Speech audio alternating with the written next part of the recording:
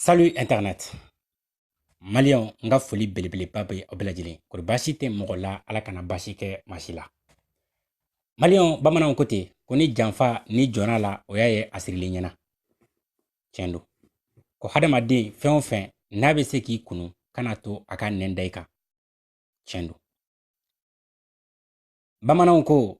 n'i tɛ maa fɛ i k'i sigi ka fa tigi ɲɛna hɔrɔnya kɔnɔ danbe kɔnɔ o ka kusa i k'i dogo a tigi la k'a kɛ i n'a fɔ i b'a fɛ bɛda kan ka sɔrɔ kɔfɛ wallahi n'i ye muru sɔrɔ i b'a turu a la. O de y'a to an ka société mɛnna nin na. An ka société mɛnna nin na. An jɛɲɔgɔnw mɛnna nin na, maliyɛnw mɛnna nin na. Nka u tun t'a kalama k'a fɔ ko den barikaman dɔw bɛna bɔ bi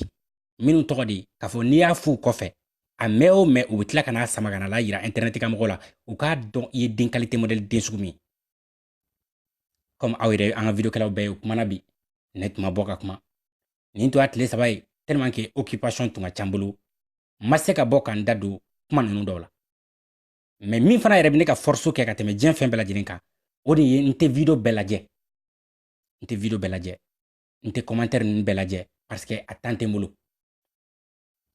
mais tuma dɔw la n porotaraw bɛ video dɔw ye walima u bɛ dɔw ci n ka inbox kɔnɔ ko ɲama i ka nin lajɛ dɛ n bɛ se k'olu ye ni n y'olu ye n bɛ bɔ k'olu jaabi mais n tun bɛ fɛ ka bɔ ka Habib Thiam jaabi wagati koronna n bolo ka da kan Habib Thiam n'i y'ale yɛrɛ ɲininka a b'a fɔ ale bɛ ko dɔn n'i y'a yɛrɛ ɲininka a b'a fɔ ko non ko sisan kɔni ko ale ye dɔnnikɛla de Habib i ye min mɛn barokɛyɔrɔw la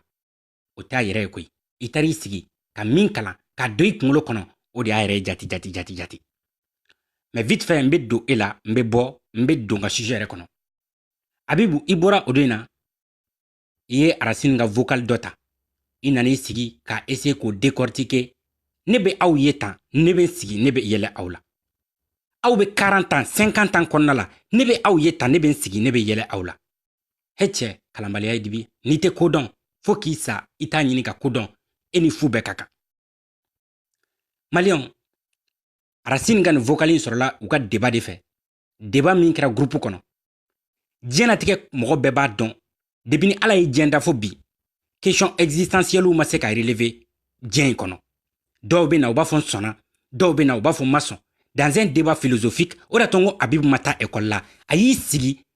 kantan kan minnu bɛ fɔ carré kɔnɔ a sera k'olu le pro a bɛ n'i sigi k'a yɛrɛ kɛ i b'a fɔ ko ale ye dɔnnikɛla ye k'a sɔrɔ ala de b'a dɔn kira b'a dɔn a tɛ fɛn dɔn nka n bɛna turu kɛ n'a ye dɔrɔn n bɛ taa débat philosophique ye mun ye a bɛ n'aw sigi a bɛ débat kɛ fɛn dɔ de kan la question était quoi l'existence et l'inexistence de Dieu bɛɛ b'a dɔn dans le cadre philosophique lycée la bɛɛ b'a dɔn Mali université la mɔgɔ i bɛ nin branche ninnu kan i tɛ se ka taa nin débat ninnu kɔ wa n'a y'aw sigi a débat la i b'i kɛ i n'a fɔ e yɛrɛ de ye philosophe ye tu vas débattre comme si e yɛrɛ de bɛ ka philosophe représenter aw ye bagiw kɛ minnu ye bagi kɛ aw b'a dɔn ne b'a dɔn aw b'a dɔn ne b'a dɔn débat philosophique bɛ traiter cogo min na sujet bɛ traiter cogo min na on a thèse et l'antithèse la thèse elle consiste à se rallier au sujet à défendre le sujet avec des exemples à l'appui ni a y'a sɔrɔ sujet bɛ l'existence ou l'inexistence de Dieu la véracité et l'authenticité du Coran ou non n'a y'a sɔrɔ a b'olu de kan a b'aw sigi a bɛ débat kɛ mais cela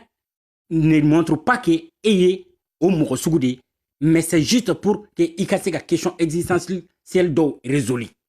mais Habib ma taa lycée la a ma taa faculté la a ma nin kalan kɛ mais a ma se k'i sigi ka Arasta wele ka Arasta ɲininka yalima Arasta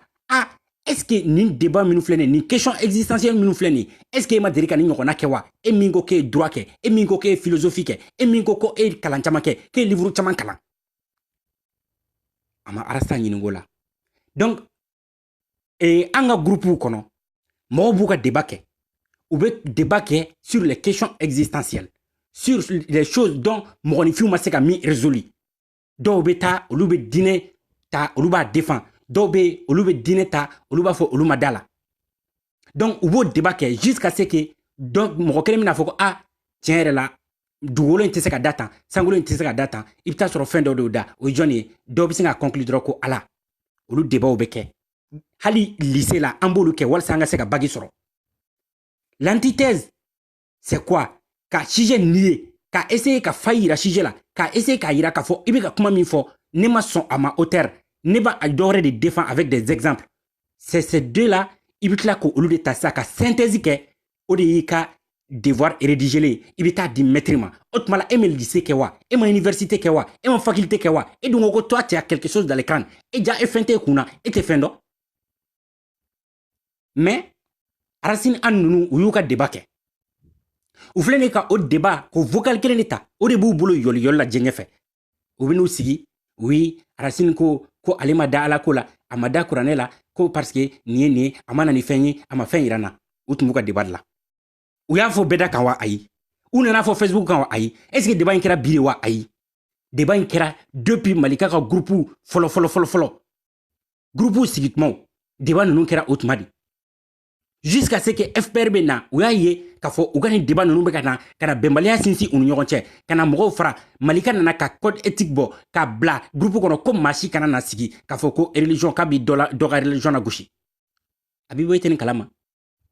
n'i tɛ nin kalama ne de filɛ nin ka f'i ɲɛna o code éthique bɛ Malika famille kɔnɔ a rédigé don ka sɛbɛn maa si kana dankari kɛ maa si ka diinɛ la parce que ni aw ye ɲɔgɔn sɔrɔ groupe kɔnɔ n'aw tɛ diinɛ kelen na n'aw ye ɲɔgɔn sɔrɔ jɛ la ni aw tɛ hakilina kelen na aw b'o hakilina n'o diinɛ ninnu aw b'olu bila kɛrɛfɛ aw bɛ faso jɔkan fɔ o code bɔra Racine yɛrɛ de y'a signé ka tamponné ka signé monsieur le président ale de bɛ FPR bɛ présenté donc a k'a dɔn ka fɔ sɔni a k'aw sigi ka kumaw fɔ a ka t'aw ɲini ka na kumaw nana cogo di Abibu Cham n b'a dɔn i ye baro caman kɛ parce que i si ka kɔrɔ n'anw si i ye baro kɛ nka an fana ye fɛn caman kalan i ko anw bɛ ka ɲɛmada walima Racine bɛ k'i ɲɛmada constitution minnu ma sariya minnu ma k'olu sariyaw k'olu bɔra bibiliw de kɔnɔna la Occident ko Occident sariyaw Occident luwaw k'olu bɔra bibiliw de kɔnɔna la mais ne b'a dɔn k'a fɔ e tɛ fɛn dɔ yen yɔrɔ la fɛn fɔlɔfɔlɔ min tun talen don k'a sigi diɲɛ kɔnɔ fɔlɔ o ye loi coutumière de loi minnu tun sigira coutumew kan loi bɔyɔrɔ ka ca an ka sariyaw bɔyɔrɔ ka ca hali Europe Occident u ka sariyaw bɔyɔrɔ ka ca dɔw bɔra o b'a fɔ olu ma ko les lois de sources canoniques c'est-à-dire ceux qui viennent de l'église prêtres tun bɛ min ta o y'o ye dɔw bɔra olu bɔra empire romain kɔnɔna la parce que olu tun fana t'u sigi k'u ka société jateminɛ k'u ka jurisprudence dɔw bɔ u yɛrɛ ka texte sɛbɛn o texte fana bɔra mais bien avant tout ça avant même Jésus-Christ ka na texte tun sɛbɛnnen don minnu fana tun bɛ kuma société tagabolo kan société bɛɛ tun na réalité don Occident loi bɔra ninnu de kɔnɔna la est-ce qu'il y a faamu donc kan'i sigi k'a fɔ ko a donna ta bɔra tan mɔgɔ t'i lamɛn o ko la bilen parce que aw bɛ taa de ka taa mɔgɔw ka vocal kelen de ta ka n'aw sigi o kan ka su bɛɛ ban k'o commenter ne t'o kɛ dɔnni ye dɔnnikɛla tɛ se k'o kɛ quoi a sɔrɔla cogo di vocal in sɔrɔla mun de kɔnɔ a sɔrɔla débat dɔ de kɔnɔ o débat kɛra tuma jumɛn san jumɛn wagati jumɛn na n'i sera k'o de fɔ mɔgɔw ɲɛna u n'a se k'a faamu nin débat ninnu kɛra depuis 2017 mɔgɔw tun bɛ débat kɛ groupe kɔnɔ wagati min na donc Racine si je comprends bien il n'a pas le droit k'a fɔ ko ale ma da nin na ale ma da nin na quoi e de ta y'a ye wa est ce que a nana fɔ Facebook de sanfɛ ko e ka da la jagoya wa a m'a fɛ ɲɛna koyi k'a fɔ ko a ko ale ma da la ko a ma na nin prévu k'a yir'e la a m'a fɔ e kama o a y'a fɔ a yɛrɛ de kama k'ale de ma da la a bɛ k'a ka hakilinata fɔ a yɛrɛ de kama wa a y'a fɔ yɔrɔ min na o ye groupe de ani dɔ de fana tun bɛ débat la mais mun na aw m'o tigi ka vocalu ta ka na parce que aw tɛ fɛn dɔn d'accord e bɛ ka nin min fɔ ko Racine bɛ k'i waso ni nin loi ninnu de Arasta b'i sigi a ka émission na émission daminɛ fo ka taa fɔ ko émission banna a b'i référé jɔn de ka sariyaw kan n ko a b'a fɔ de dans telle date à telle année ni jurisprudence ko Faransi ni jurisprudence ko Faransi Faransi ko ni jurisprudence ni loi bɔra Faransi décret bɔra Faransi n ko a b'a a fiyɛ olu de kan ni a y'a sɔrɔ o loi bɔra Bible kɔnɔ pourquoi Arasta tɛ taa ka taa fiyɛ kuranɛ sariyaw la directement parce qu'il est dans un état de droit, un état laïque.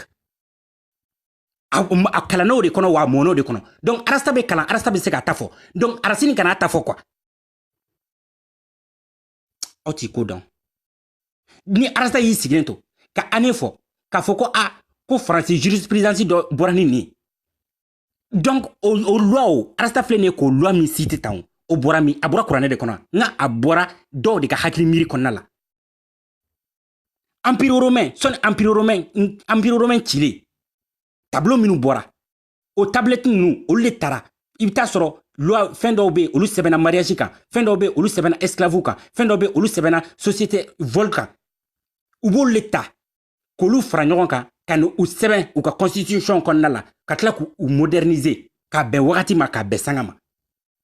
u bɛ texte dɔw fana ta ka bɔ bible kɔnɔ k'a bɛn wagati ma k'a bɛn sanga ma k'a kɛ k'u ka société organiser o de filɛ nin ye olu bolo bi ni e bɛ ka baara kɛ a kɔnɔna la n'i taara chômage la réforme dɔ de nana ka na se fo o ma bi k'a fɔ ko droit dɔ b'i bolo k'i bɛ se ka chômage toucher a sɛbɛnnen don bible kɔnɔ ten wa ayi a sɛbɛnnen don kuranɛ kɔnɔ ten wa ayi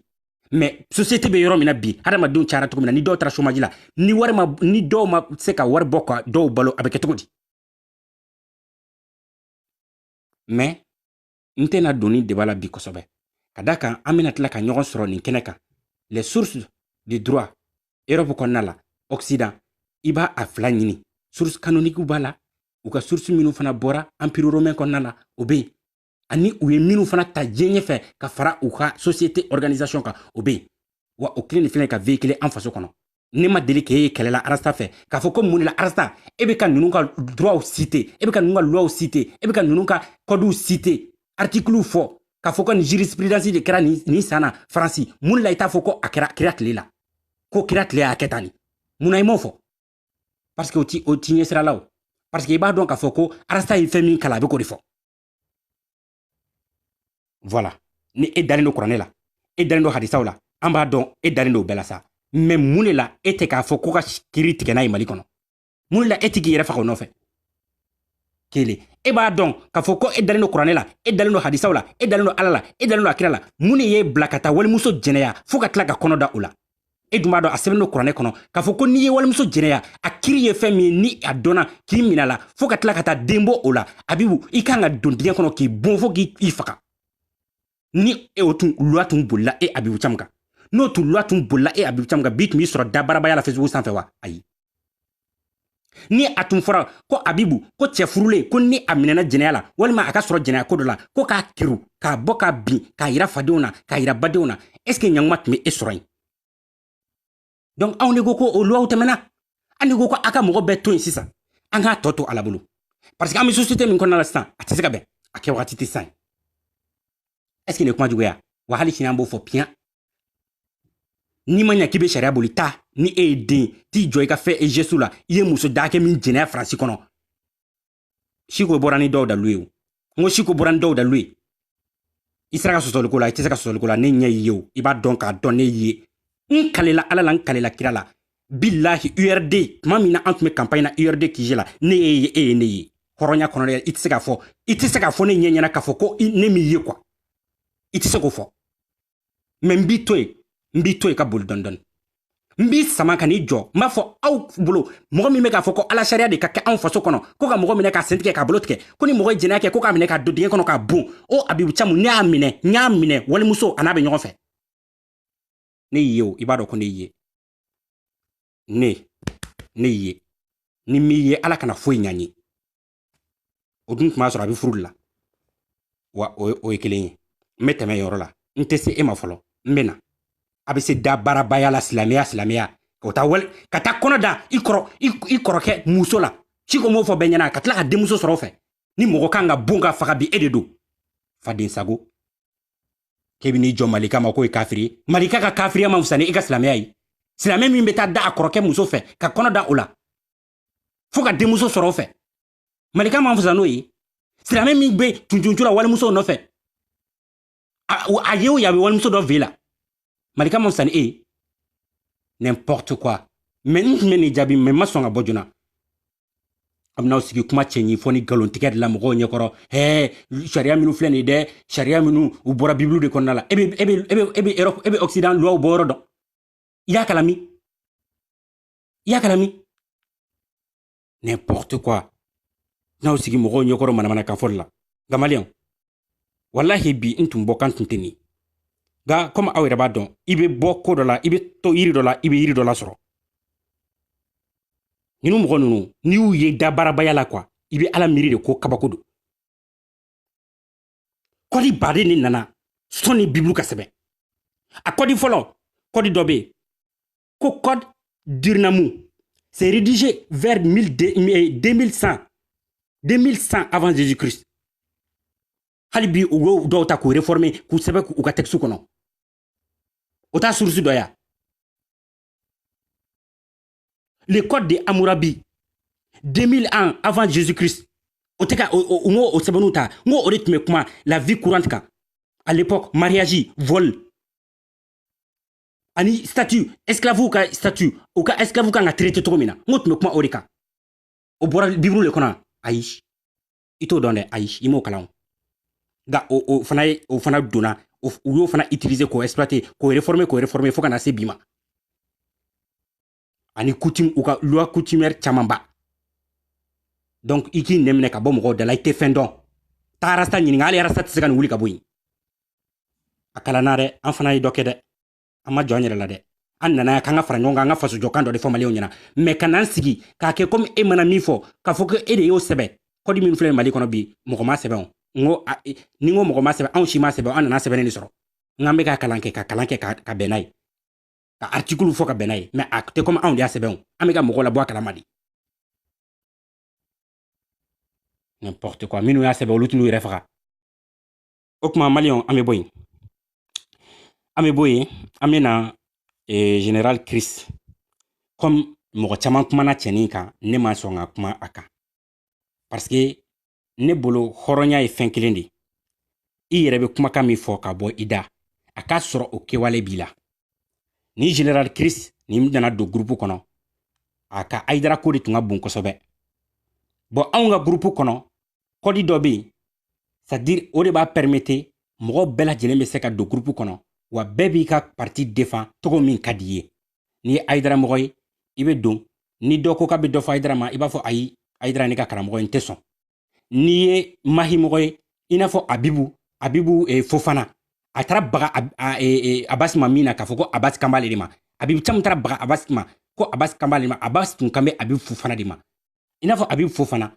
comme ne yɛrɛ b'a fɔ n ko Abibu Fofana n ko ni an fila bɛɛ tun bɛ karamɔgɔ kelen na n ko Mahi n ko mais Mahi ka kuma cayara ne yɛrɛ tun b'a takini n'o ye kosɛbɛ groupe kɔnɔ o bɔ yen mɔgɔ dɔw bɛ yen olu tɛ a si la olu ye somaw ye olu ye fɛnw ye an bɛ fara ɲɔgɔn an bɛ maliko kuma kɛ nin bɛɛ lajɛlen bɛ groupe kɔnɔ débat mana na bɛɛ b'i da don débat la donc e général Chris e tun bɛ groupe kɔnɔ nin cogo de la an bɛɛ lajɛlen an tun bɛ taga ni ɲɔgɔn ye nka don dɔ la a ma mɛn ten i bɔra i nan'i jɔ ko dɔ de ka bɔ ko ka explication di ko Dani bɛ ka kuma min fɔ Facebook sanfɛ ne ko général Chris n ko nin y'a san kelen e bɛ groupe in kɔnɔ n ko pourquoi sisan de e bɛna ɲininkali kɛ anw na k'a fɔ ko nin kɛra wa nin ma kɛ wa nin ka kɛ n ko tuma la n ye dalen t'i yɛrɛ la wa n ko depuis e donna groupe in kɔnɔ e delila ka anw ye k'a fɔ ko mɔgɔ ma ko nin kɛ tan muso ma ko nin kɛ tan a ko ayi ko cɛ jɔn la k'o ma kɛ n ko non o ma kɛ o mun la e bɛna fɔ k'i bɛ pɛrɛn-pɛrɛn groupe kɔnɔ tan ne ye kuma caman fɔ a don k'a la faamuya a ko tiɲɛ yɛrɛ la k'ale fara ko parce que ko nin explication in ko ale dɔrɔn tɛ dɛ ko mais ko hɔrɔnya kɔnɔna la ko an kan ka to ka bɔ ko ka mɔgɔw hakili sɔnni nin ye k'a yir'u la k'a fɔ ko u bɛ ka kuma min fɔ ko tiɲɛ tɛ ne ko a ma se an ka kumaw e yɛrɛ b'a kɔnɔ ne b'a kɔnɔ a ko ye tiɲɛ ko mais ko ale kɔnɔna ta tɛ ko wɛrɛ ye ka kojugu t'ale kɔnɔ ka anw sɛgɛrɛ ko juste k'ale bɛ k'a kɛ ko parce que k'i bɛ taa sɔrɔ mɔgɔ 200 bɛ groupe in kɔnɔ k'olu tɛ se ka u hakilinata fɔ u bɛ siran ne ko mɔgɔ si kana siran ni i sigalen don fɛn min na bɔ i k'a ɲininkali kɛ an b'a f'i ɲɛna e général Chris ko problème t'a la i ye kuma caman fɔ n tɛ n yɛrɛ bila o bɛɛ la i ka o kumaw kɔnɔna la i nan'i jɔ i ko k'e tɛ mɔgɔ janfa c'est à dire ko ni e ye ni ko min bɛ e kun ni kan cɛ k'i b'o fɔ an tilalo o la o ma mɛn e taara groupe créé kɛrɛfɛ ko les victimes quelles victimes ko victime de Malika ka taa muso minnu ye kɛlɛ kɛ groupe kɔnɔ ni olu tilala ka laban ka labɔ groupe kɔnɔ ka t'olu fara ɲɔgɔn kan kana hakili salo ɲɛsi olu ma ka galon tigɛ f'i bɛ taa galon tigɛ ka da ne yɛrɛ la ne yɛrɛ ko ne de da ko e ma k'a fɔ ko malika ye n janfa ko vocal b'e bolo e tun t'a dɔn k'a fɔ ko ne bɛna nin vocal sɔrɔ i tun t'a dɔn k'a fɔ ko malika tɛgɛ bɛna da i ka nin vocal kan vocal taara ka na bila groupe kɔnɔ ko général ko ɔhɔn ko e ye nin kuma min fɔ ko fitinin ko ale ye malika janfa k'i ka nana ko malika y'ale janfa a dora ta a bɔra tan k'i ka nana vocal i nana vocal ma sɔrɔ i bolo ne bɔra k'an jɔ ne ko général Chris n'a y'a sɔrɔ i fa ma bin i ba kan ni a y'a sɔrɔ i tɛ ɲamaden ye ni a y'a sɔrɔ e ye e falen don i ba sinji la ko e ye hɔrɔnden ne da ko e ma don jumɛn ko malika ye janfa n k'i ka bɔ n'a vocal i ma se ka bɔ n'a vocal i ma fɛn fɔ i nana dɔrɔn ka la reine malika k'o ka vocal dɔ transférer o bɛ ka naga kan patapata kan popapo kan sugu bɛɛ fɔ malika ma ko parce que ko malika y'ale bɔ a ka groupe kɔnɔ mais la reine bɔra groupe kɔnɔ kun min kama i t'a dɔn dɛ la reine bɔra groupe kɔnɔ galon tigɛ de sababu la parce que a bɛ t'i sigi Facebook sanfɛ a bɛ taa galon dɔw tigɛ Facebook sanfɛ i yɛrɛ sigilen b'i kunkolo minɛ ani a ka kɛlɛ tɛ ban la reine labɔra groupe kɔnɔ nin cogo de la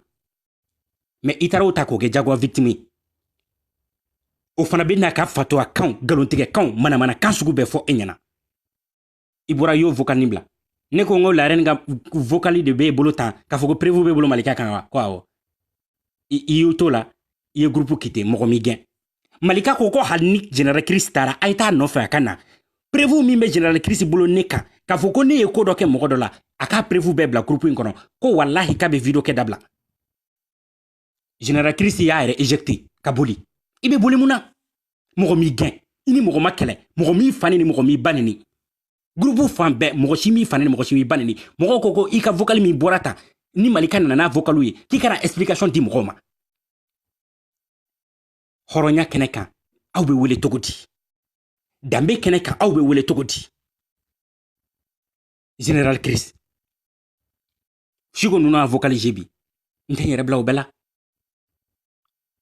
ne de bɛna sigi ka commenter sisan hadamadenw k'a faamu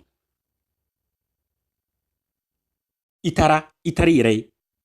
mais e tun bɛ ka dɔ fɔ mɔgɔ minnu yɛrɛ ma k'a fɔ ko ninnu bɛ ka anw kɛlɛ ko anw jo bɛ kɛlɛ la ko mais ka an kana na kɛlɛ kɛ ko an ka muɲu e tila ka taa ka t'i sigi olu ka plateau de ka kɛ bɛ kuma hɔrɔnya bɛ min e bɛ na anw ka groupe kɔnɔ ka na kɛ mɔgɔ ɲumanya kan fɔ ye ka na kɛ silamɛya kan fɔ ye ka kɛ hɔrɔnya kan fɔ ye ka tila ka t'i den kɛrɛfɛ ka groupe dɔ créer e ni ala ni kira cɛ o ye hɔrɔnya ye k'a fɔ ko e bɛ na anw kɛlɛ or que su ani tile e ni anw bɛ ɲɔgɔn kan e général Chris ko anw ma ko n'i ye ko ye ko min man di ye k'i b'a fɔ anw ɲɛna ko n'i ye ko ye ko min tɛ ka taa jimi sira fɛ k'i bɛna a ɲɛfɔ groupe ɲɛna groupe ka se ka o changer mais mun de la e taara groupe sigi kɛrɛfɛ ko anw kɛlɛli kama ni hɔrɔnya bɛ yen dɔɔni o ɲɛfɔ an ɲɛna ni danbe bɛ yen dɔɔni o ɲɛfɔ an ɲɛna pourquoi e ma se ka na groupe kɔnɔ a malika la reine malika filɛ nin a mɛ contentenen don a ko k'i y'a gɛn ka bɔ groupe kɔnɔ a ko k'i ko k'a mythomane donc an bɛ se ka solution jumɛn sɔrɔ la voici quelqu'un qui a une bonne volonté pour que an ka se ka taa ɲɛfɛ voici quelqu'un qui n'a pas l'intention de nous nuire voici quelqu'un qui a bonne foi mais e m'o kɛ dɛ e taara groupe de sigi kɛrɛfɛ ka sɔrɔ ka taa ka ne tɔgɔ ta ka galon tigɛ ne tɔgɔ kan walasa i ka se ka mɔgɔw hakili minɛ ka galon tigɛ ma tɔgɔ kan Dununba yɛrɛ tɔgɔ kan ko vocalu b'e bolo ko Dununba yɛrɛ ye vocalu d'e ma wallahi a ko k'i ka bɔ n'a ye hɔrɔnya kɛnɛ kan i ma se ka bɔ ni vocal ye nka i kumako tan a y'a to n ka exprimer an y'a di ma ka bɛɛ la stopper groupe kɔnɔ ko maa si kana kuma e dɔrɔn ka kuma i ma se ka kuma fɔ i yɛrɛ éjecté ne tɛ se nin de la ni ne t'i fɛ ne t'i fɛ quoi ni ne b'i fɛ ne b'i fɛ nka k'a k'i komi n b'i fɛ kalo 2 kalo 3 san 1 n b'i ka groupe kɔnɔ mais n bɛ tila ka taa groupe wɛrɛ sigi kɛrɛfɛ ko n b'i kɛlɛ bilahi ne tɛ se o la ne tɛ se ne ka hɔrɔnya tɛ n permettre k'o kɛ général Chris ne bɛ ni silamɛya cɛ ne y'o de fɔ aw ɲɛna n ko ne bɛ aw ni hɔrɔnya cɛ mais i tɛ cɛ fila tɔgɔ utiliser bilen walasa ka mɔgɔw hakili yɛlɛma mais n bɛna dɔɔni dɔɔni n bɛna n bɛ n kolonkolon ka na mɔgɔ minnu tun bɛ groupe in kɔnɔ n bɛ n kolonkolon ka na s'aw ma Fantaba madame la présidente kɔrɔ de don Fantaba ne y'i bonya dɛ n kalela n ka diɲɛlatigɛ la ne y'i bonya fo bonyako fila ne y'o fɔ bɛɛ ɲɛna ne tɛ maa kɛlɛ ten dɛ e Fantaba i taara i ye momo de Canada siko kelen k'i photo bila a ka page kan k'a bɛna bɔ i kama i ye weleli kɛ fan bɛɛ panga puruti ni janga wala k'i kɛ fan bɛɛ RAS 24 kelen k'i photo bila k'a bɛna bɔ i kama i ye panga wala k'i ni janga wala k'i kɛ fan bɛɛ momo ye ne contacté momo ko fitini ko vraiment ko nin ka mɔgɔ ye ko a y'a kɛ ala kosɔn a ka nin to yen nin yɛrɛ da bɔtɔla don ko in na ko an bɛna fɔ a ɲɛna a somɔgɔw yɛrɛ de b'a nɔfɛ han ko a k'a dabɔ nin ko ninnu na ne ko n ko momo n k'a tun b'an ka groupe kɔnɔ n ko mais ne ye ninnu ye k'a photo publier n t'a dɔn u y'a publier kun min na parce que maa man ka mɛn maa kumakan mɛn maa ye k'a fɔ k'a taara vocal di ninnu ma ka d'a kan n ko vocal minnu bɛ ka bɔ sisan o de tun bɛ Dani bolo n ko Dani ka vocal sɔrɔtaw banna parce que an y'a ye k'a fɔ an ye mɔgɔ dɔw bɔ groupe la dɔrɔn Dani ko groupe cira or que groupe bɛ yen n ko vocal de tɛ sɔrɔ bilen momo ko ko ɲama i k'a fɔ Siko ɲɛna a k'a to yen mɔgɔtigi don a b'a dabɔ nin ko bɛɛ la n ko momo ma n ko d'accord n ye Siko contacter n ko Siko n ko pour le moment a ye fantaba ninnu bɔ a la ka d'a kan u taara malgré k'an n'u farala an kana kɛ maa dɔw ye k'a fɔ kunun an ni maa dɔ jɛra bi an ka n'o tigi kɛlɛ n ko o maloya bɛ Malika la o maloya bɛ hali u bɛ ka bila maa min na maa yɛrɛ ko k'u to yen laban na maa ko k'u to yen an y'o kuma kɛ Siko ko d'accord fitini n'i ko ten n tɛ maga Adamu na bilen n tɛ maga fantaba la n ko ye n jigi fa olu to yen an ni minnu bɛ ɲɔgɔn na minnu ɲɛsinen don an ma an k'olu kɛlɛ n ye nin kelen fɔ RAS 24 ɲɛna nka fantaba i ye n na maloya billahi n kalela i ye n na maloya fadenw bɛɛ taara ka fɛn min to bi ne b'a ta ka d'i ma o ye maloya ye e fantaba ne k'e sutura nin kan kan ne ka tila k'e ye ka taa groupe dɔ kɔnɔ k'a fɔ ko l'Elex bɛ ka kɛlɛ o groupe kɔnɔ o tuma la mɔgɔw de Canada kan ka don dugu jukɔrɔ bi wa a man kan tɛ ka don i y'o fana lamaloya i y'i denninw na maloya i y'i cɛ la maloya i ye nkalon caman tigɛ ka da ne yɛrɛ la ne y'i to yen i taara fɔ mɔgɔw ɲɛna fo ka n'a kɛ fo i bɛna don ne yɛrɛ tulo la k'a fɔ ko ne de ye Malika yɛrɛ yɛrɛ ye ne y'i to yen hali Dani ninnu ni jɛnɛ ninnu k'o kuma fɔ a sɔrɔla aw de fɛ mais ne y'o bɛɛ to yen ne ma sɔn k'e kɛlɛ parce que ne ni maa tɛ jɛ ko ne ka tila k'o kɛlɛ mais e fantaba e ka bɔ groupe kɔnɔ ka t'i sigi ko e da ka girin ko e tɛ sɔn ka kuma fɔ mɔgɔ ɲɛna an ka récépissé ko a taara fɔ Dani ɲɛna cogo di k'a fɔ ko an ka récépissé tun bɛ ka adresse de la n ko i bɔlen groupe kɔnɔ de an y'an ka récépissé modifié ka bɔ i ka adresse la ka bila adresse wɛrɛ la mais i taara fɔ ko récépissé wɛrɛ t'anw bolo ko an ka récépissé ko o bɛ ka adresse de la kuma caman grande sister a ye sabali mɔgɔ tɛ i ko k'e y'i ta to ala de ma mais e m'a to ala ma fiyewu e m'i ta to ala ma parce que ni e tun y'a to ala ma k'a fɔ ko Malika de binna e kan ko Malika de y'e labɔ a ka groupe kɔnɔ ko ka baga e ma ko k'e labɔ a ka groupe kɔnɔ e tun t'a don groupe wɛrɛ kɔnɔ k'a fɔ k'i bɛ taa Malika kɛlɛ n balimaw fantaba bɔra groupe kɔnɔ cogo min na ne de ye fantaba nɔfɛ kɛlɛ kɛ ne fitini mais a t'a kalama ne ni Jabira ka fɔ ɲɔgɔn kɔ siɲɛ fɔlɔ diɲɛ kɔnɔ ne ni Jabira ka mots ka yɛlɛ ɲɔgɔn kan a sɔrɔla fantaba de nɔfɛ a don ala b'a dɔn kira b'a dɔn u bɛɛ muso minnu tun bɛ kɛlɛ la u convoquera ka taa réunion na ko an ka taa sigi an ka kuma fɔ ne de taara ka taa ne ko Jabira n ko madame la présidente n ko vraiment n ko fili bɛ se ka k'u sɔrɔ n ko mais nka a y'a to a ka poste la parce que o don u tun ko ko fo k'a bɔ a la o y'a sɔrɔ Jabira o don e ni fantaba man di i ni Adamu man di i ni Rose man di mais ne de tun bɛ k'olu défend ne a don n taara n sigi n ko tante ale ma n ko fantaba tɛ bɔ présidentiya la bi a tɛ bɔ a la sini tant que a yɛrɛ tɛ yan tant que a yɛrɛ sen civilen tɛ yan bilahi a tɛ bɔ a la mais e Jabira tun ko k'a bɔ a la ko ka secrétaire général ko ka dɔn ko k'a ye ne ko non donc o yɛrɛ weleli kɛ o yɔrɔ bɛɛ la donc ko non Jabira ko fantaba tɛ se ka bɔ a la ko parce que ko a tɛ se ka décision ta kɔ ko a y'a to a la a don donc o weleli kɛ k'an to réunion kɛnɛ kan fantaba ne de y'o k'i ye i ye ne min kɛ Malika ye dɛ i taara fɔ mɔgɔw ɲɛna ko ne min ye Malika ye aw ye groupe min sigi ne kan ko ne ye Malika ye dɛ billahi n kalela ala la ne de tun bɛ k'i défend nka i ye nkalon caman tigɛ ka da n na dɛ ko ne bɛ l'Elex ka compte kɔfɛ a ye nkalon caman tigɛ ka da n na dɛ ko ne de bɛ l'Elex ka telegram compte kɔfɛ mais ne ye n sigi ka nin bɛɛ muɲu n ko peut-être aw bɛ fili de la o bɛɛ kɔfɛ ka tila ka n dusukun ɲa tuguni k'a fɔ videomaniw ɲɛna n k'u kana se i ma ne ka tila k'e ye ka taa groupe kɔnɔ ko aw bɛ ka taa Malika kɛlɛ ne ka tila k'e ye e bɛ ka vocaliw kɛ ko Malika bin e kan ko parce que k'a y'i bɔ groupe kɔnɔ ko i ka kɛlɛ ka ca grande sister ne y'i défendre min kɛ kunu i y'a bɛɛ tiɲɛ i y'a bɛɛ tiɲɛ danaya ye kelen de ye o fila tɛ e b'a dɔn ne b'a dɔn e bɔra groupe kɔnɔ kun min na i ka bana cayara i ka bana misɛnnin cayara I tun tɛ ka se ka activité kɛ en tant que présidente bilen aw bɛ récépissé nɔfɛ anw b'an ka compte bancaire nɔfɛ i ma se ka nin si ɲɛnabɔ fo an obligera ka baara di mɔgɔ wɛrɛ de ma o ka se k'a kɛ mais an ko néanmoins an kɔni t'i bɔ présidentielle hali n'i tɛ démarche ninnu ɲɛdɔn parce que anw de votera k'i ka ye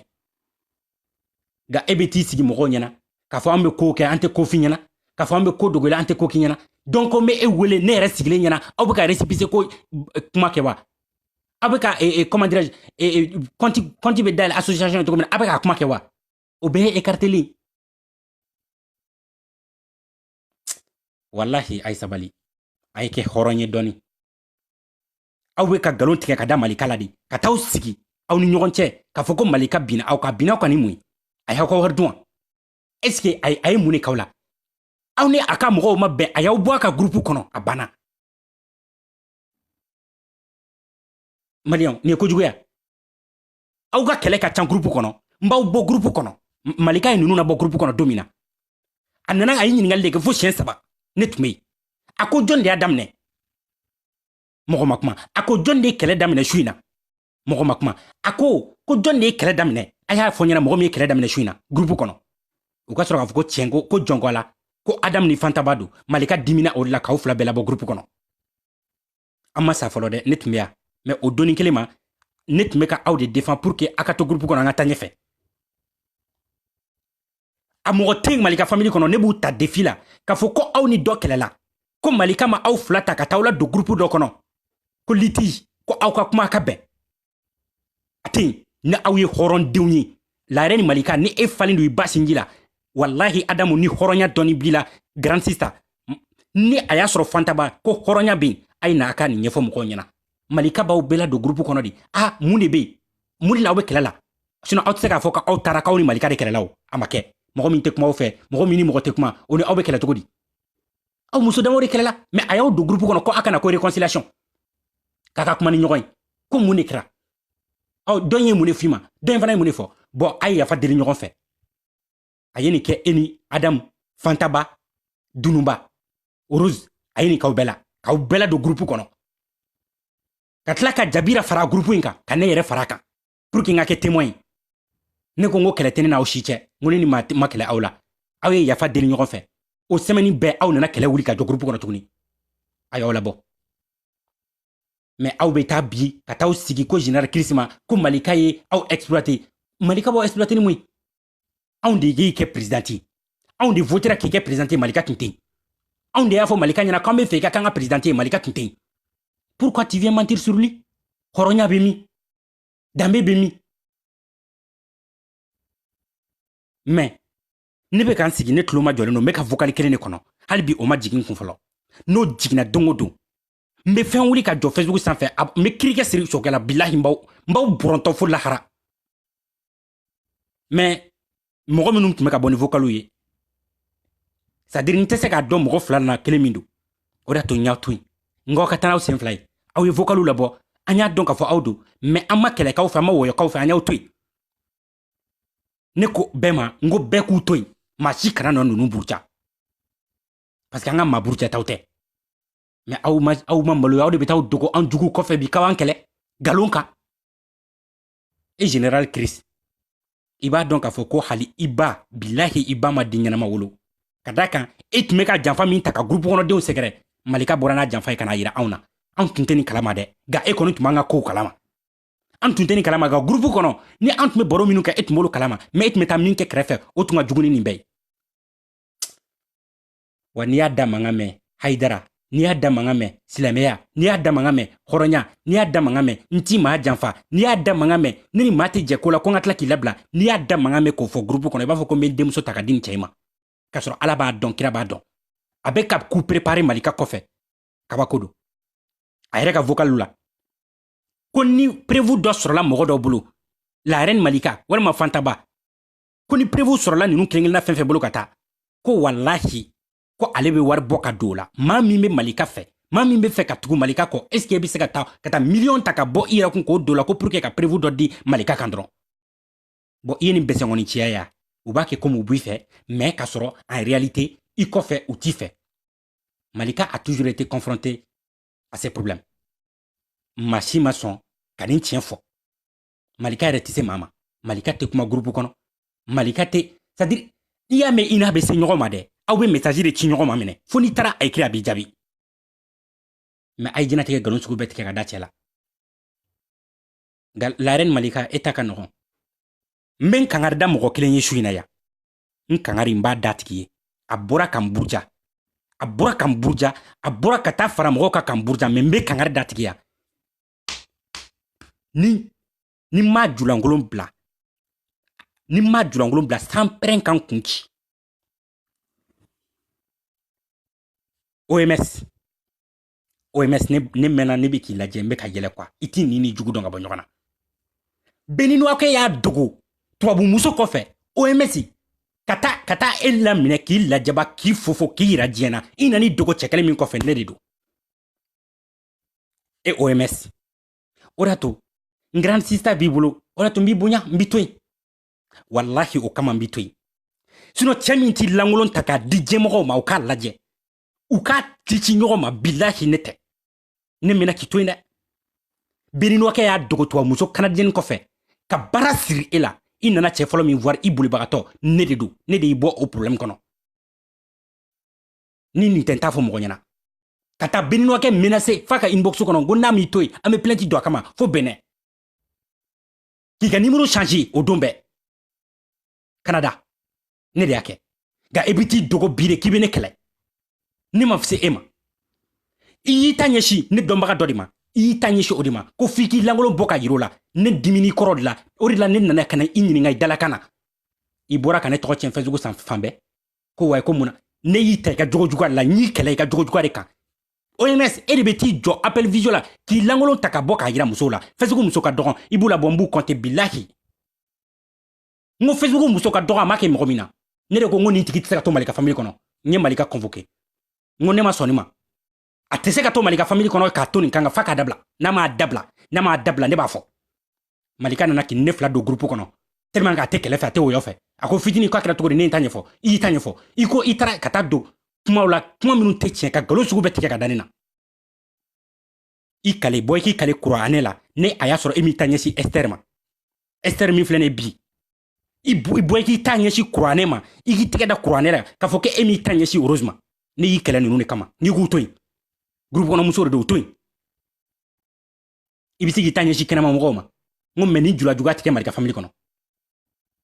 E cɛwakɔrɔtɔ e de b'i fa dulɔ la su o su. E de b'i su dulɔ la k'i lankolon bɔ k'a yira musow la ko ne t'a fɔ k'i k'o dabila.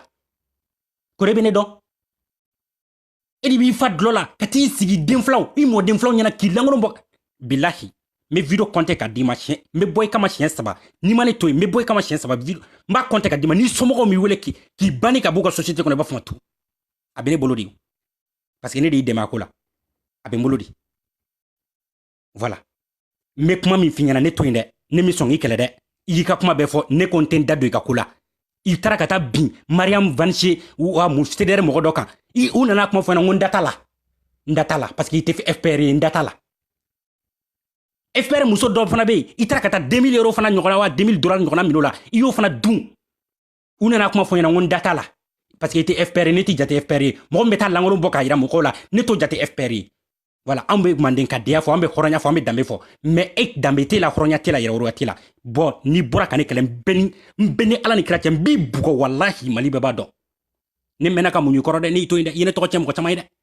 i taara ka taa manamanakan sugu fɛ fana mɔgɔ caman ye mais i t'a mɛn jamais Mali kɔnɔ k'a fɔ ko fitini de filɛ ne k'a lankolon ta k'a ci mɔgɔ dɔ ma walima fitini de filɛ k'i su dulɔ la k'i fa dulɔ la ka na lankolon ta ko f'i ni muso ka jɛ visio fɛ walahi n kalela Ala la ten ne t'a kɛ ne bɛ ka hɔrɔnya bɛ n bolo mais ne falen don ba sinji la ne t'o kɛ nka e yɛrɛ dɔnbali de b'o kɛ a photo bɛ n bolo n'i ye n kɛlɛ ni mi bɔ k'i di diɲɛ ma Ala kana foyi ɲa n ye n bɛ muɲu n bɛ to yen ma lankolo i bɛ t'i dogo bi CDR de kɔfɛ k'i bɛ ne kɛlɛ e ma CDR muso ka wari dun bɛɛ ɲɛna yan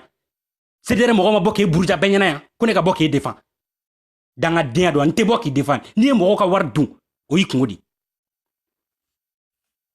voilà o y'i kungo di i fana i b'a groupe nin na yen ni groupe min fɔlɔ filɛ i b'a groupe na mɔgɔ dɔw b'a la tiɲɛ yɛrɛ la hali ni olu filila ne tɛ n da se olu ma parce que olu ye n bonya olu ka bonya bɛ n kan hali bi olu ka bonya bɛ n kan n tɛ n da se olu ma fɔlɔ f'u ta ka se ma nin de don maliyɛnw ninnu de faralen ɲɔgɔn kan ni maa jogo jugu ninnu minnu jogo bɔra ka yira diɲɛ na k'a fɔ ko aw tɛ se ka kɛ fpr ye olu de fana ka fara ɲɔgɔn kan ka taa groupe former k'u yɛrɛ kɛ victime ye ka taa nkalon sugu bɛɛ tigɛ e la yɛrɛ ni malika ne ye protégeli min kɛ facebook in kan yan mɔgɔ ma kɛ mɔgɔ bɛɛ y'i ka adresse ɲini ne la mɔgɔw nana ko f'u bɛ tila k'a fɔ ko fitini ko a kɛ i fa ni ba ni ala kama i ka la yɛrɛ nin ka adresse diyan n ko la yɛrɛ nin ka adresse ni n ko k'a tɛ n bolo n bɛ nkalon tigɛ aw ye dɛ a bɛ n bolo mais ne ka hɔrɔnya kama la yɛrɛ ne t'i ka adresse ne t'a ka adresse di hali n'a sɔrɔ a bɛ ka ne kɛlɛ ne t'a ka adresse di a bɛ taa ka adresse minɛ a yɛrɛ la ne tɛ janfa ci ye olu mɔgɔw n'u ko ala ko ka bon u ko k'u bɛ silamɛya kɛlɛli la u ka na maa minnu filɛ nin bi k'anw kɛlɛ dɛ olu dɔw de don Orozi ka ne kɛlɛ Facebook sanfɛ ka ne kɛlɛ Facebook kɔfɛ ka tila ka jɛnatigɛ kuma sugu bɛɛ fɔ ne ma ko ne bɛ ka dɛmɛ e fɛ ko k'ale kɛlɛ ko parce que ko e ka adresse bɛ ne bolo ko plainte taara don e kama ko ne munna ko ne bɛ e ka adresse di n ko ne t'a di parce que ne adresse in tɔrɔ cogo min na ne b'a dɔn a ye adresse di ne ma danaya de kɔnɔna la parce que adresse i m'i tugu ka di ne ma yɛrɛ i ye ne ye ne tun t'i dɔn i tun tɛ ne dɔn ne taara marche kɛyɔrɔ la i ye ne contacter i ye samara dɔ san ka bila ka ci ne ma poste fɛ n ka adresse kɔrɔlen na donc i ka adresse ne ha sɔrɔ ten mais ne ma sɔn k'a di mɔgɔ ma parce que i yɛrɛ de da taara fɔ olu ɲɛna k'a fɔ ko i ye fɛn dɔ ci ne ma k'i ye samara ci ne ma hali sini a samara filɛ nin a ka dɔgɔ ne sen ma ne y'a f'i ɲɛna ɲi ma ne pɔntiri lajɛ ne sen ka bon nin ma hali bi a dalen filɛ nin bolo so kɔnɔ voilà ne tɛ fitiriwale ye mais e de bɛ bɔ bi ka t'i yɛrɛ photo ta ka t'i yɛrɛ disiw yira ka tila ka taa vidéo kɛ i yɛrɛ la ka na bɔ Facebook sanfɛ ko n'u bla ko wayi ko ka t'o di Malika jugula mɔgɔ ma ko Malika bɛ k'e de ci mɔgɔ ma Malika bɛ se k'e ci e mɔgɔ min sigilen don k'a fɔ ko Mali de y'e bila ka na Faransi ko pour que e ka kuma États-Unis ni Iran cɛ walima Irak cɛ e ni Ala cɛ mɔgɔ min b'o fɔ kunkolo b'o la mɔgɔ min b'i sigi k'a fɔ ko ale bilala ka na Faransi de ko ale kana kuma ko Faransi fɛ ko ka kuma jihadistes fɛ ko jihadistes kan faso to yen maa min b'i sigi Facebook kan ka nin kuma ninnu fɔ o kunkolo ka ɲi mɔgɔ b'i sigi ni Buwe bɔra kuma la sisan Buwe ye nin fɔ ɲɛna Buwe ye nin fɔ ɲɛna sɔni an k'a fɔ k'i nkalontigɛla n ko CDR mɔgɔw de ko k'i nkalontigɛla fɔlɔ n k'olu de tun b'i lajɛ ka yɛlɛ i la mais o kan ka an y'i dabila wa n y'i to yen de k'e mana nkalon tigɛ ko Malika k'e couvrir o nkalon kan k'a fɔ k'i kana k'i ka nkalontigɛ dabila hali sini a b'a fɔ i ka nkalontigɛ dabila parce que i tun bɛ k'ale de représenter Facebook sanfɛ a m'i wele o n'i nana k'i tɔgɔ de kɛ la yɛrɛ ni Malika ye nka OMS n bɛ video compter k'a d'i ma siɲɛ 3 ni n bɔra nin ye siɲɛ fɔlɔ ye mais ni n bɔra n b'i tiɲɛ ni m'i tiɲɛ n ka kɛ n faden bɛɛ la kɔ ye n'i fa n'i ba m'i wele n'i somɔgɔw m'i wele k'a f'i ɲɛna k'i y'u kuma suru i b'a fɔ ma tu ne tɛ dulɔ min na ye dɛ n tile kelen ma deli ka dulɔ min n tɛ sigɛrɛti min na n tile kelen tɛ sigɛrɛti fɛ ne tɛ se ka dulɔ min kan su n ka so kɔnɔ ka n ka maaya bɔ k'a yira mɔgɔw la visio fɛ ne ta kɛ wa a dalu bɛ n bolo de wa a baden n'i ye sɔsɔli k'a la n b'a bɔ ka di i y'a ɲɛsin mɔgɔ caman ma o n bɛna n da jɛngɛ ka nin fɔ ɲɛna bi i y'a ɲɛsin mɔgɔ caman ma hali États-Unis musow i y'a ɲɛsin u caman ma sɔnkolon b'e la k'e bɛna fɔ k'e bɛ fɛn fɔ mɔgɔ ma k'e bɛ taa kɛ t'i dogo ninnu kɔfɛ k'e bɛ ne kɛlɛ e bɛ se ne la hali ɲɔgɔnna fila tɛ se ne na Général Chris e de ko ni maa tɛ hakilina kelen na ko a ma se i ka bɔ ko k'o tigi buruja e de da y'a fɔ groupe kɔnɔ e de ko ni maa hakilina man di ye k'i ka taa ko mɔgɔ ni alliés bɛ se ka taa ko a bɛ fara ka bɔ ɲɔgɔn na ka sɔrɔ a ma kɛlɛ kɛ i tɔ n b'a fɔ k'ale ɲini n b'a kala i yɛrɛ b'a lamɛn n'a y'a sɔrɔ e ni anw ka hakilinata ma kɛ kelen ye ni a y'a sɔrɔ e taara walima e taara ka taa janfa siri anw kɔ kan i b'o fɔ mɔgɔw ɲɛna bɛ dɔɔnin dɔn na Jabira fana bɛ caman dɔn na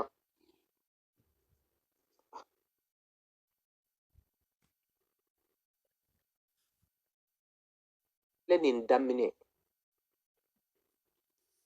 a man di ne ye ne hakilinata kun tɛ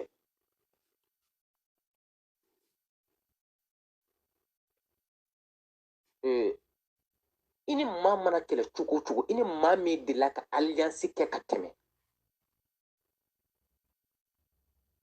hali n'aw hakilinataw mana na kɛ kelen ye n'a bɛ fara a bɛ fara ka teriya to yen a kana fara kɛlɛ kan a kana fara nɛni kan mɔgɔ n'i ka allié bɛ fara k'a sɔrɔ a tɛ kɛ fara kojugu ye ni kɛlɛ ni nafa fosi tɛ ni kɛlɛ nin na kabi a daminɛ ne ma kuma voilà nin ye Général Chris ye donneur de leçon de filɛ nin ta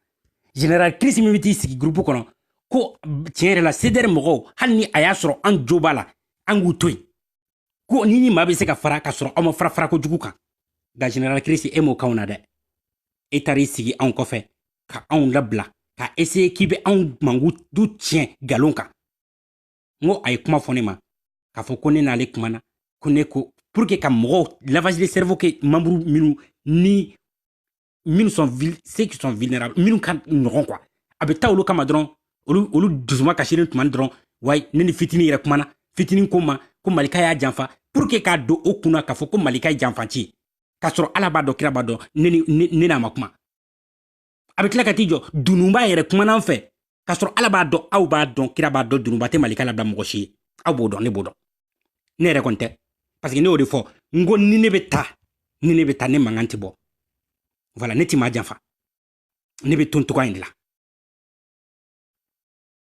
hali jɛnɛ bɔra ka ne kɛlɛ jɛnɛ bɔra ne video fɔlɔfɔlɔ min kɛ maa o maa kunkolo b'i kan da la maa o maa bɛ dɔɔnin kɛ maa o maa de bɛ k'i lamɔna société kɔnɔna la société min ni a y'a sɔrɔ ladiriya bɛ yen tilennenya bɛ yen ne bɔra ka video fɔlɔfɔlɔ min kɛ k'a fɔ ko jɛnɛ ka sabali a ka fara ka nkalon tigɛ fo n bɔra ni prévu ko Asetu ko an ye avocat ta Asetu ye mɔgɔ o mɔgɔ mana kɛ hakilima ye n'i sigi k'o video lamɛn i b'a dɔn k'a fɔ ko ne ti maa kɛlɛ